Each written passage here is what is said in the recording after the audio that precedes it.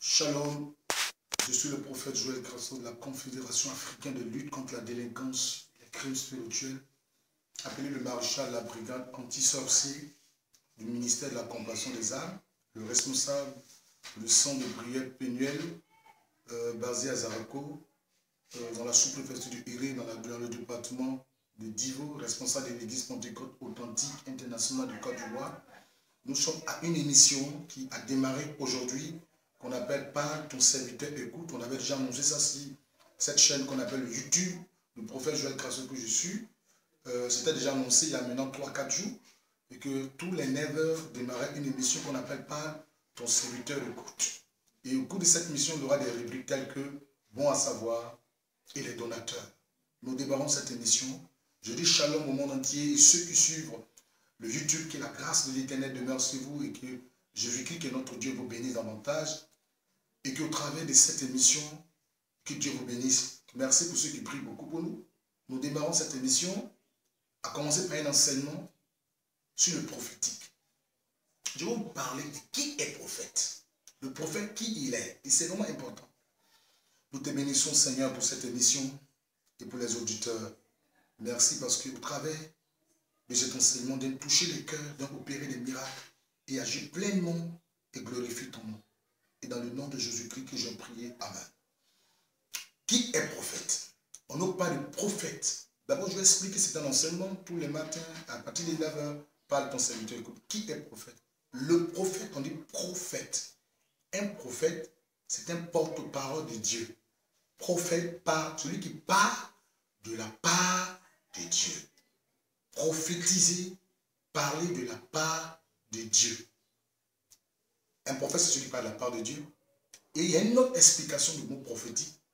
Voyons. Donc, il est un porte-parole.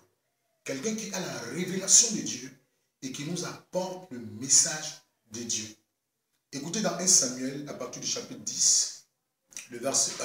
Samuel prit une fiole d'huile qui répandit sur la tête de Saül, le baissa et dit, l'Éternel ne m'a-t-il pas oint?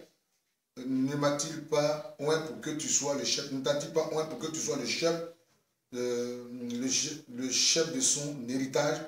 Aujourd'hui, après m'avoir quitté, tu trouveras 2 personnes près du sépulcre de Rachel sur la frontière de Benjamin, et tu leur diras, les ânesses que tu as à chercher sont retrouvées. Voici ce qui, n'est-ce pas, Samuel, voici le passage de Samuel. On dit Samuel prit une fiole, ça dit quoi? Il dit, voici que c'est pas moi que l'Éternel, c'est moi que l'Éternel a choisi pour t'établir comme chef de son héritage. Vous savez, et voici qu'un prophète, c'est celui qui nous donne le message de Dieu, qui nous parle de Dieu. Il faut qu'il y ait un message. Il faut que, pour que Dieu s'engage dans la vie d'un serviteur, dans la vie de quelqu'un, il faut que le prophète puisse parler. Donc le prophète, c'est le porte-parole de Dieu. Et c'est moi que Dieu a choisi pour t'établir, pour te oindre comme chef de son héritage, chef d'Israël. Vous savez, quand le prophète parle, Dieu s'engage. Frère, bien aimé, écoute-moi très bien. Qu'est-ce qui a été dit qui fait que Dieu est engagé dans ta vie? Rien n'a été dit. C'est pour ça qu'il te faut un prophète. Parce qu'un prophète, c'est le porte-parole de Dieu.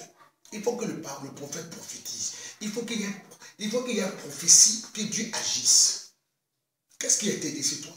Rien peut-être. Mais il faut que le prophète, qui a la prophétie du Seigneur. Amen. Il faut que Dieu parle. Le prophète, c'est un porte-parole de Dieu. C'est moi, Samuel dit, à Saül, que l'Éternel a choisi pour te oindre comme chef de son héritage. Un prophète, c'est celui qui parle, celui qui donne la révélation de Dieu, qui est le porte-parole de Dieu. Il est aussi appelé un voyant. Vous savez, ici, dans le passage, il donne la révélation de Dieu et il oriente l'homme. Il est lorsque tu nous auras quittés, tu rencontreras près du sépulcre de Rachel des hommes qui te montrera. Amen. Si le prophète a parlé, il faut qu'il y ait une rencontre. Il faut que tu rencontres des gens qui t'amèneront de l'accomplissement, de la réalisation de la prophétie. Le prophète a parlé, certes. Il faut que tu rencontres des gens pour te faire entrer. Il ne s'arrête pas si l'aspect de la prophétie, mais il révèle les jours, les heures qui suivent, les minutes qui suivent, les jours que l'homme devait rencontrer pour le faire rentrer dans l'accomplissement de la prophétie. Donc un prophète, non seulement c'est le porte-parole, mais il était un voyant. Il dit, je vois qu'il y a des personnes, quand tu m'auras quitté ici, tu vas rencontrer près du sépulcre. Le sépulcre, dans la Bible, signifie symbole de repos. Il y a les gens que tu vas rencontrer qui t'emmèneront dans le repos, dans ton repos, qui est symbole de gloire, qui est symbole de bénédiction. Le repos, Dieu veut te donner. Le repos de ton mariage. Ton mari est ton repos.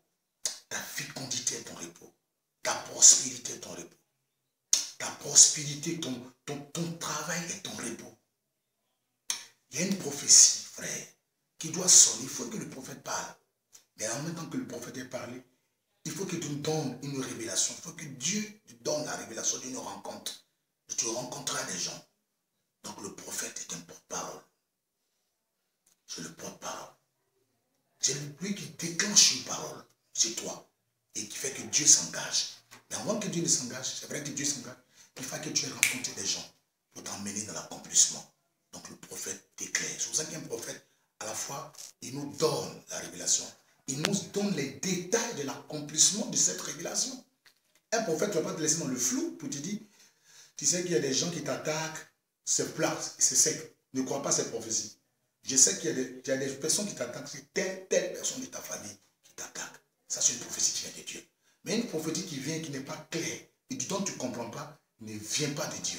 Donc un prophète, il est précis dans ses prophéties. Non seulement il dit, il donne la révélation, mais il précise des choses qui vont arriver. C'est ça un prophète. Il dit les choses qui doivent arriver. Je te oins, Dieu m'a envoyé te oins comme croix, mais en même temps, les heures, les minutes qui suivront, tu rencontreras des gens près du sépulcre. Donc les prophéties sont précises. On dit ainsi par l'Éternel. Dieu parla à Israël en ces mots. Donc un prophète doit être précis. Doit être précis. Quand Dieu m'envoie dans un village, il me dit, dans tel endroit du village, il y a un canari. Effectivement, quand je touche l'endroit, le canari sort de terre. Un prophète, c'est celui qui est le porte-parole de Dieu. Et en même temps, un homme de vision, un homme qui oriente, un guide spirituel, un voyant, comme dit. 1 Samuel 9, le verset 9.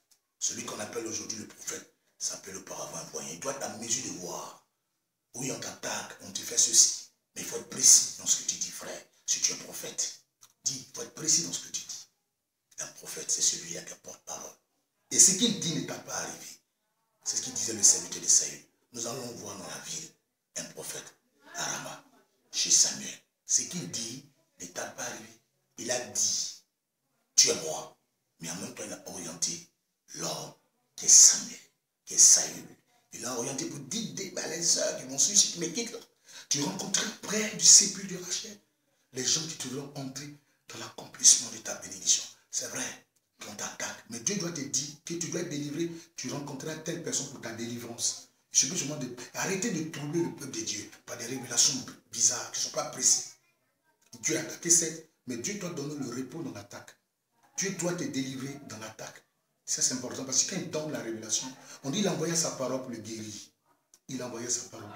Et la parole de Dieu guérit. Donc, un prophète qui envoie la parole de Dieu, ça fait précision, porte-parole. Et il nous donne les détails de l'accomplissement de ces bénédictions. Shalom. Et nous allons rentrer comme ça. Nous allons démarrer sur le message prophétique. Nous allons fuir à mesure expliquer. Nous abordons aujourd'hui le stade de tout à l'heure la réplique bon à savoir. D'abord sur la sorcellerie. C'est une réalité la sorcellerie qui sort la définition lanceur de sorts. Un sorcier, c'est un lanceur de sorts. C'est la définition. Lanceur de sorts. Donc il n'y a pas de sorcellerie positive. Ça n'existe pas, non. Ou tu peux me dire, tu es féticheur, je peux comprendre, mais quand tu apportes le thème sorcier, c'est négatif. Il est négatif, ça ne se discute pas, ça ne se négocie pas. Parce qu'un sorcier ne peut pas être bon. Non, il est négatif à mesure où il lance sort. Souba, Abdullah, Abidon de Bougnon, celui qui lance les fétiches, les sorts et tout ça. Dans d'autres langues, c'est la même chose d'ailleurs, la même définition. Donc un sorcier, c'est un lanceur de sorts. Voilà, donc il n'y a pas de sorcellerie positive. En quelques minutes, en quelques mots, vous voyez, je viens d'expliquer, ça c'est bon à savoir. Alors j'aborde la réplique maintenant des donateurs. Shalom à vous. Je bénis le nom du Seigneur pour ceux qui soutiennent ce ministère dans le secret. Dans le secret, je veux parler de M. Quoi. Ce monsieur qui a décidé de soutenir le ministère que j'exerce. Et je dis merci Seigneur pour M. Quoi, Arsène. Que Dieu te bénisse. Il a même donné de l'argent. La semaine, nous allons démarrer les activités, la construction du temple de Dieu, de ce son de prière. Que Dieu te bénisse. Que Dieu bénisse au travail. Au moins, moi, Grasso, je ne prierai pas pour cette personne. Une personne comme ça qui est prête pour l'œuvre de Dieu, il est vraiment important pour moi que je prie pour lui. Et je lui ai dit, aucun sorcier ne pourra te manger parce que tu es prêt pour faire avancer l'œuvre de Dieu. Et telle personne, Dieu ne permettra pas qu'un sorcier le mange. S'il est mort dans le temps, Dieu me rendra compte parce qu'il est encore utile. Il y a des gens qui ne doivent pas mourir, tels que M. Croix. Vous savez, quand Tabitha est morte, Pierre dit, laissez le corps, j'arrive. Parce qu'elle cousait des habits, elle habillait les disciples. Lorsque Pierre est arrivé, il a dit, Tabitha, la mort ne doit pas te toucher. Tu as encore vécu le royaume de Dieu. Il a été ressuscité. Il y a des personnes qui ne doivent pas mourir, telles que quoi. Je vais penser aussi à Louise, depuis Paris. Ce sont des dames qui se battent nuit et jour. Lui de Ouaga, que Dieu te bénisse. C'est ces femmes qui se battent dans le secret pour nous faire avancer dans le travail. Il y a aussi Elisabeth Dobé. Que Dieu te bénisse. Aussi des femmes, Louise, Ouaga et Elisabeth Dobé. Aussi des femmes dans le secret qui se battent depuis Paris pour nous faire avancer. Sans oublier aussi Françoise, ma fille. Elle aussi, qui nous soutient. C'est des femmes qui nous soutiennent. Qui nous soutiennent déjà dans le travail que nous sommes en train de faire. Elles nous soutiennent. Merci. Chaque jour, je prie Dieu pour vous. Et je demande au Seigneur de vous ouvrir des grandes portes et qu'il vous bénisse davantage. Aucun sorcier ne pourra vous toucher, bien-aimé. Tant que l'Éternel sera Dieu et assis sur son trône, aucun sorcier ne touchera votre âme. Parce que vous faites avancer l'œuvre de Dieu. Arsène, quoi? Orga, Ouaga, Louise depuis Paris. Il y a aussi Dobé Elisabeth. Il y a Françoise, ma fille. Depuis Paris. Il y en a aussi Freddy Mondé, sans oublier Freddy Mondé depuis l'Angleterre. Parce que quelqu'un, quand je rencontre toujours, qui m'apporte toujours un plus, il est toujours prêt. Les caméras que vous voyez aujourd'hui, vous avez des images sur ce monsieur-là, si vous le voyez, Freddy Mondé. Nous te lui remercie parce qu'il a des bonnes choses pour le ministère. Mon souhait, c'est que Dieu le bénisse davantage et qu'il ouvre assez de portes. Maintenant que c'est fini, je vous demande de lever simplement les mains là où vous êtes pendant que vous regardez cette vidéo. Et laissez-moi prier l'Éternel Dieu. Je vous disais tout à l'heure, un prophète, c'est celui qui parle.